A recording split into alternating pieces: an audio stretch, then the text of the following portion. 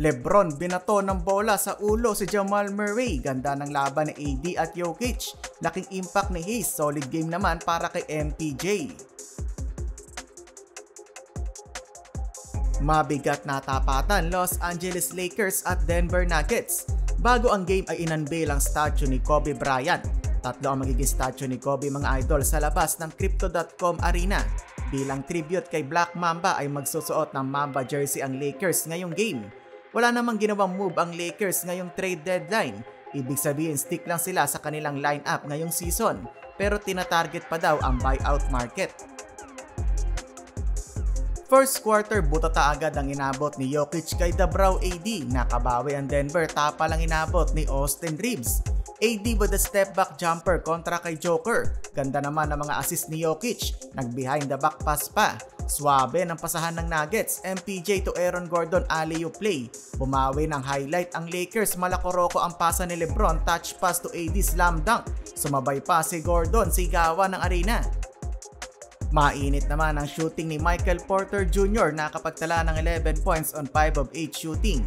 Siya lang ang naka-double figure para sa Nuggets. Si AD naman ang bumida sa Lakers with 10 points habang may 5 puntos off the bench si Taurean Prince. 29-23 abante ng 6 ang Denver.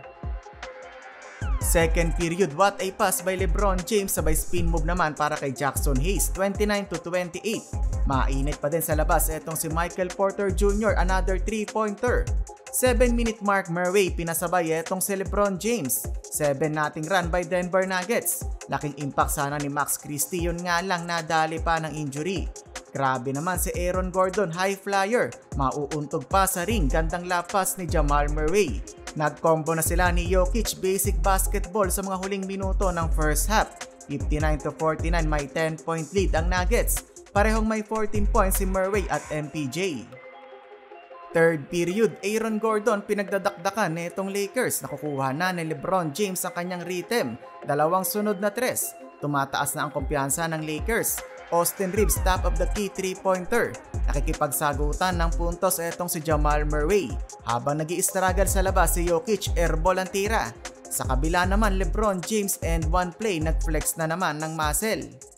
Fourth quarter, big impact sa ilalim si Jackson Hayes, daming offensive rebound. Ibang energy ang binibigay niya sa Lakers.